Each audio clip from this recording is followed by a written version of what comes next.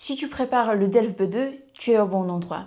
Dans cette vidéo, je vais te montrer comment j'ai réussi cet examen. Voici mon certificat que j'ai obtenu il y a environ 5 ans. Aujourd'hui, je veux partager avec toi les stratégies que j'ai utilisées, les conseils qui m'ont vraiment aidé et même quelques phrases toutes prêtes que tu peux apprendre par cœur pour gagner du temps le jour J. Alors si tu veux voir comment réussir le DELF B2, n'oublie pas de mettre un like, de t'abonner et maintenant c'est parti. Tout d'abord, pour réussir, il ne suffit pas seulement de bien parler français. Il faut aussi connaître la structure de l'examen. Le DELF B2 se compose de 4 parties, la compréhension orale, la compréhension écrite, la production écrite et la production orale. La note maximale est de 100 points et pour réussir, tu dois avoir au moins 50 points et aussi un minimum de 5 sur 25 dans chaque partie. Mais la bonne nouvelle, c'est que les notes se compensent. Donc par exemple, si tu sais que tu es un peu plus faible à l'écrit, mais tu es super fort quand il s'agit de la compréhension orale et écrite, ça va, tu vas réussir quand même parce que les notes se compensent. Ok, le première épreuve que tu passes le jour de l'examen, ce sont la compréhension orale et la compréhension écrite. Mon conseil est vraiment super simple, lis toujours les questions avant d'écouter ou de lire. Comme ça, tu sais exactement ce que tu dois chercher. Et en plus, réponds à toutes les questions, même si tu n'es pas sûr, parce qu'il n'y a pas de point négatif, donc il n'y a rien à perdre. Pour te préparer, je recommande d'écouter régulièrement la radio française, donc par exemple France Info ou RFI. Tu peux aussi lire des articles de presse comme par exemple dans Le Monde ou Libération. Comme ça, le jour de l'examen, tu n'as pas l'impression que c'est la première fois que tu entends ou tu lis ce type de document et ça, c'est super important. Ok, maintenant la production écrite. Tu as environ 1 heure pour écrire au minimum 250 mots.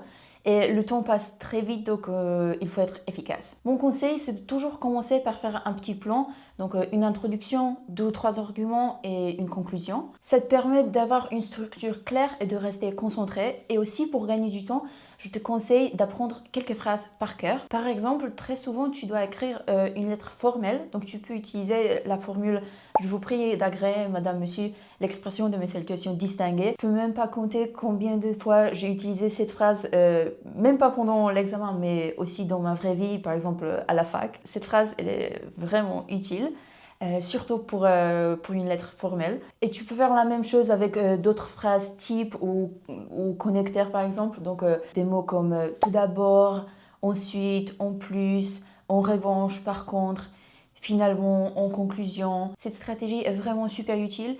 Cela te rassure, tu es sûr que ces phrases sont correctes et tu gagnes beaucoup de temps. Ensuite, la production orale, et je pense que la production orale, c'est vraiment la partie la plus stressante pour la majorité des gens qui passent cet examen. Moi, personnellement, j'étais super stressée avant la partie orale. Bon, bref. Pour l'oral, tu as 30 minutes de préparation. Ensuite, tu dois faire un exposé suivi d'une discussion avec l'examinateur. Mais ici, ce qui compte, c'est pas d'être expert du sujet. L'important, c'est de montrer que tu peux organiser tes idées et t'exprimer clairement. Là encore, tu peux préparer des phrases passe-partout. Donc par exemple, pour gagner du temps, tu peux dire alors, comment dire, ça te permet de réfléchir un peu. Il ne faut pas abuser, mais si tu utilises ces mots une fois ou 2 fois, c'est pas grave.